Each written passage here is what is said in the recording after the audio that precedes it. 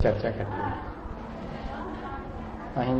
अहिंसानुव्रत, सत्यानुव्रत, अचौर्यानुव्रत, ब्रह्मचर्यानुव्रत और परिग्रह परिमाण अनुव्रत। अब जो है वो श्रावक के 3 गुणव्रत और 4 शिक्षा व्रतों की ओर चर्चा है। तो इसमें उसी को बता रहे हैं कि 10 दिस गमन प्रमाण ठान तसुत सीम न नाखे। जब श्रावक 5 अनुव्रतों को ले लेता है तो उसके बाद उन अनुव्रतों को की रक्षा के लिए या उन अनुव्रतों के बढ़ाने के लिए जो व्रत लिए जाते हैं वे गुणव्रत कहलाते हैं। तो उन गुणव्रतों में पहला है दिग्व्रत। दिग्व्रत का मतलब है 10 दिशाओं की एक सीमा कर लेना। उस सीमा के बाहर मैं अपना कोई व्यापार इत्यादि नहीं करूंगा जिसके माध्यम से कि पाप होता है, इसलिए मैं उस सीमा के बाहर के पाप से तो बच गया। अब सीमा के भीतर जो है पाप मेरे द्वारा होगा तो वो अहिंसानुव्रत की वजह से वो भी लिमिटेड हो गया है और उसके बाहर तो बिल्कुल ही पूरी तरह से त्याग हो गया। तो ये कह रहे हैं कि 10 दिशाओं की सीमा या प्रमाण उसका निश्चित कर लेना, मर्यादा निश्चित कर लेना, उसके बाहर फिर नहीं जाना, कोई भी पाप कार्य उसके बाहर नहीं करना, यही दिग्व्रत है। ताहू में फिर ग्राम गली गृह बाग बजारा गमना गमन प्रमाण ठान अन सकल निवास। फिर अब वो जो हमने बहुत बड़ी सीमा रख रखी है 10 दिशाओं की, उसमें भी हम लिमिटेशन करते हैं, वो टाइम पीरियड के लिए करते हैं। एक निश्चित समय के लिए उसमें भी फिर अपने गांव से बाहर नहीं जाऊंगा या अपनी गली, अपने मोहल्ले या कि इस बगीचे से बाहर नहीं जाऊंगा या इस बाजार से बाहर नहीं जाऊंगा। इस तरह जो आवागमन की सीमा है उसको भी निर्धारित कर लेना, इसका नाम देशव्रत कहलाता है। इसी को देशावकाशिक व्रत भी कहते हैं। ये दूसरा व्रत है। और तीसरा व्रत जो है अनर्थ दंड व्रत है। काहू की धनहानि किसी जयहार न चिंते, दे नसो उपदेश होय अग बनज कृषि। अनर्थ दंड का मतलब ऐसा है कि पर्पजलेस सिन। अभी श्रावक को अपने आवश्यकताओं की पूर्ति के लिए पाप तो करना पड़ता है, उसका उसे निषेध नहीं है, उसने उसकी भी लिमिटेशन कर ली है, लेकिन जो उसके लिए आवश्यक नहीं है ऐसा पाप क्यों करे। मुझे अपने श्रावक के लिए अपने भोजन के लिए जो अग्नि इत्यादि जलाना है और जो हिंसा करनी है वो तो ठीक है, लेकिन अब भोजन तो 4 लोगों के लायक चाहिए था और आप 40 के लायक बनाएंगे तो ये तो वेस्ट है। आपको पानी अपने नहाने धोने के लिए 1 लोटा चाहिए था और आपने 4 लोटे गिरा दिया, ये भी वेस्ट है। आप अपना जीवन तो ठीक से जी रहे हैं और बैठे बैठे दूसरे के बारे में हिसाब किताब बना रहे हैं, उसके बारे में गलत सलत सोच रहे हैं, तो कहते हैं ये तो व्यर्थ है, आप व्यर्थ का पाप कर रहे हैं। तो व्यर्थ पाप या कि व्यर्थ पाप न कह के अनर्थकारी पाप, अपने लिए भी उसका कोई उपयोग नहीं है इसलिए व्यर्थ है, लेकिन दूसरे के लिए अहितकारी है इसलिए वो अनर्थ है। ये दोनों चीजें इसमें शामिल हैं। तो इसमें 5 प्रकार का होता है ये अनर्थ दंड। दंड मतलब होता मन वचन काय की पाप क्रिया। मन वचन काय की ऐसी पाप क्रिया जो दूसरे को घातक है वो कहलाती अनर्थ दंड। और अनर्थ दंड विरत मतलब मन वचन काय की अनर्थकारी क्रिया से विरक्त हो जाने का नाम अनर्थ दंड व्रत है। ये इसकी सामान्य सी परिभाषा है। इसमें इन्होंने और अलग अलग 5 के क्रम से 5 प्रकार के अनर्थ दंड को डिफाइन किया है। काहू की धन हानि किसी है जय हार न चिंते। हम बैठे बैठे दूसरे के अहित के बारे में न सोचें, उसके जय और पराजय का विचार भी न करें। ये इसको जो है अपध्यान कहते हैं। अपध्यान नाम का अनर्थ दंड है, इससे भी विरक्त होना चाहिए। फिर दे नसोपदेश होय अगवनज कृषित। अब हम स्वयं तो ऐसा कोई कार्य नहीं कर रहे हैं हिंसा का, लेकिन हम दूसरे को इस तरह का उपदेश दे रहे हैं, पाप का उपदेश दे रहे हैं, या कि उसको ऐसी विधि बता रहे हैं जिससे कि वो और अधिक हिंसा में लग जाए। और उसके साथ हम ये भी कह रहे हैं कि देखो मैंने तो इस तरह का त्याग कर दिया है लेकिन तुम तो कर सकते हो।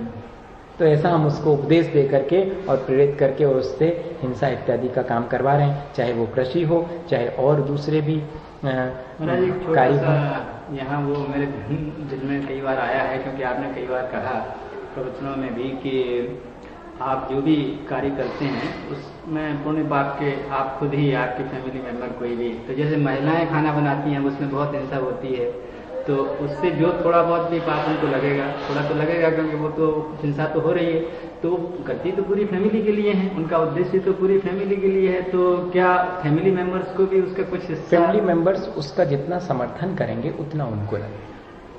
वो भी समर्थन तो करते हैं क्योंकि उसे ग्रहण करते हैं। जी। मैं अपने लिए मन वचन कायिक शुद्धि बुलवा लेता हूँ, फिर लेता हूँ जी। मैं, इसलिए उस पाप से बच गया हूँ। लेकिन आपके साथ तो ऐसा नहीं है। उस बनाने वाले पूरे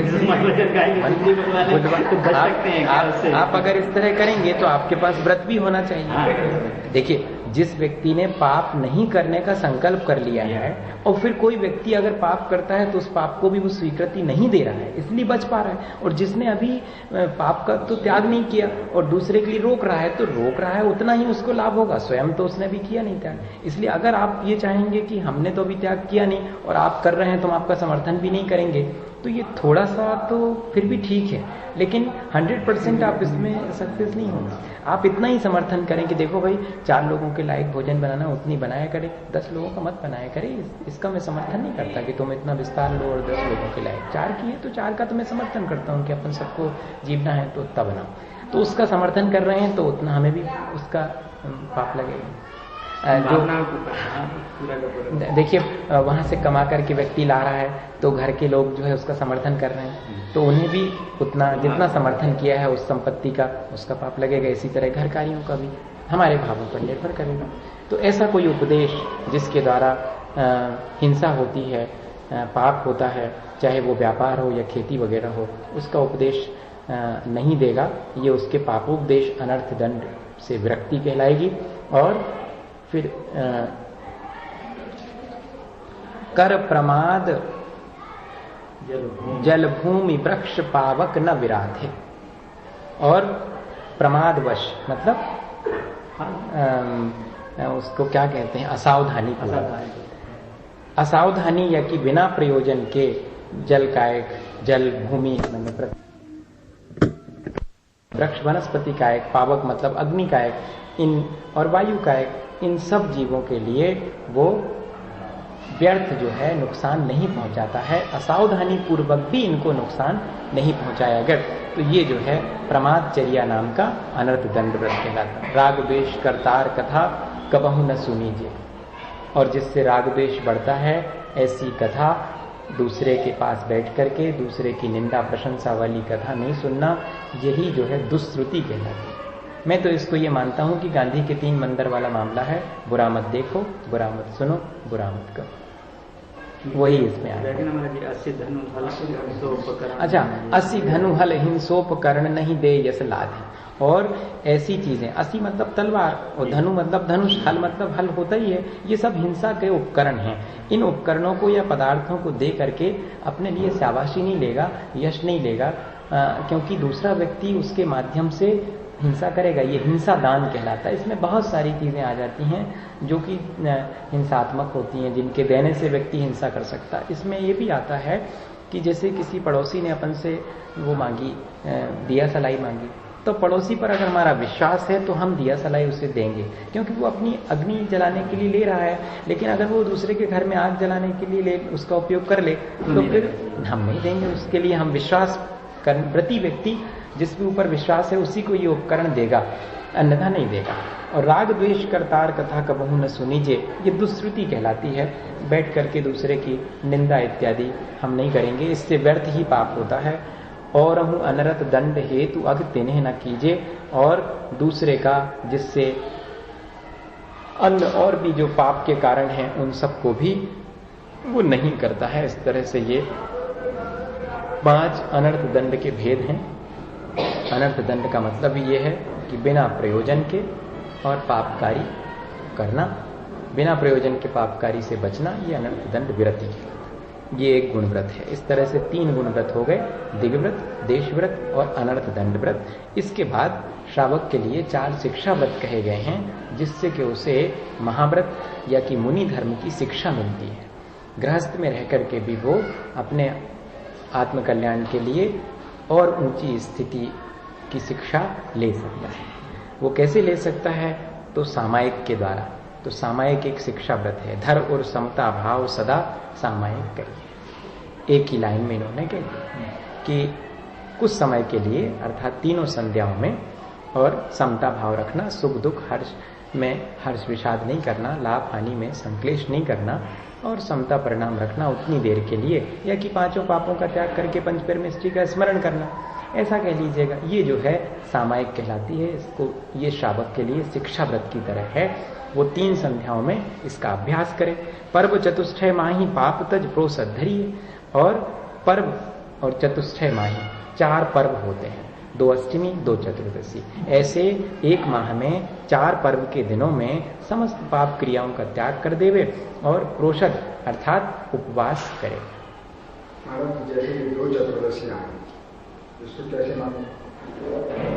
अभी चतुर्दशी एक ही मानी जाती है, पहली वाली। जहाँ 2 तिथियां हो जाएं, 2 चतुर्दशी या 2 अष्टमी हो जाएं, वहाँ पहली वाली को मान दिया जाता है। महाराज जी, इसमें जो व्रतों का वो दिया है कि एक दिन पहले एक आसन करना चाहिए, हाँ, फिर दूसरा वो भी एक प्रक्रिया है। प्रोषद का मतलब होता है एक बार भुक्ति, और उपवास का मतलब होता है 4 प्रकार के भोजन का। जिस उपवास के आगे पीछे एक बार भोजन किया जाए उसे भी प्रोषद उपवास कहते हैं। और प्रोषद का अर्थ पर्व भी होता है, तो पर्व के दिन में किया जाने वाला उपवास प्रोषद उपवास कहलाता। दोनों परिभाषाएं अपने यहाँ पर दी गई, यही दोनों है। प्रोषद का अर्थ है एक बार भोजन, तो जिस उपवास के आगे पीछे एक बार भोजन किया जाए उसे प्रोषद उपवास कहते हैं। एक परिभाषा तो ये हो गई। इस तरह से हमें सप्तमी को एक आसन, अष्टमी को उपवास, नवमी को एक आसन करना चाहिए, 13, 14 और अमावस्या पूर्णिमा को भी इसी तरह का क्रम रखना चाहिए। दूसरा आचार्य महाराज का कहना है, उमा स्वामी आचार्य का, कि नहीं, प्रोषद का मतलब होता पर्व, और पर्व तो 4 ही होते हैं एक महीने में, इसलिए 2 अष्टमी 2 चतुर्दशी को उपवास करना, ये प्रोषदोपवास, ये भी दिया हुआ। तो अपने को दोनों मानने हैं। यहाँ पर ये यही कह रहे हैं कि 4 पर्व के दिनों में प्रोषद धरिए अर्थात उपवास करिएगा। भोग और उपभोग नियम करी ममत निवारे। और भोग और उपभोग की जो वस्तुएं हैं उनकी हम सीमा कर लें, उनका नियम कर लें कि इतने समय के लिए हम ग्रहण करेंगे, इतने समय के लिए हमने त्याग किया। भोग उपभोग की चीजें, भोग की चीज वो कहलाती भोजन इत्यादि, जो एक बार हम उपयोग कर लेते हैं वो खत्म हो जाता। वस्त्र इत्यादि उपभोग की चीजें हैं जिनको बार बार हम उपयोग में लेते हैं, तो वो उपभोग कहलाती। इनकी लिमिटेशन कर ली, क्योंकि इनके माध्यम से हिंसा होती है और हमने अणुव्रतों को ले रखा है, तो हम शिक्षा व्रत लेकर के उनको और अधिक सूक्ष्म बनाते हैं।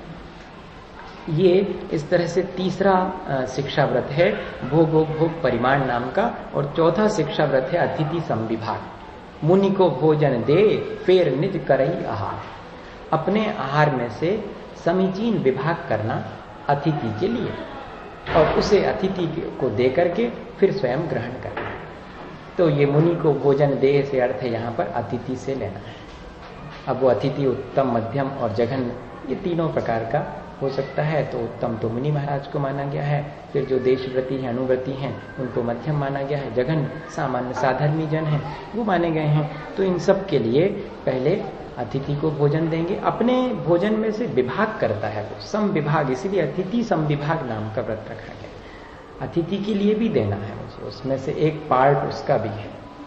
रोज तो संभव, रोज जो व्रत लेगा वो तो रोज इस तरह का की भावना तो भाएगा कि इसका भावना तो भाएगा। अगर वहाँ कोई अतिथि नहीं है, प्रयत्न तो वो करेगा, पर अतिथि नहीं है तो उनका सब अच्छे से हुआ हो या हो, इस तरह की भावना भाके फिर अपना भोजन शुरू कर देगा। पर अतिथि की स्मरण किए बिना अपना भोजन भी शुरू नहीं करेगा, क्योंकि वो व्रती है अतिथि संविभाग। इस तरह से ये 12 व्रत श्रावक के लिए कहे गए हैं।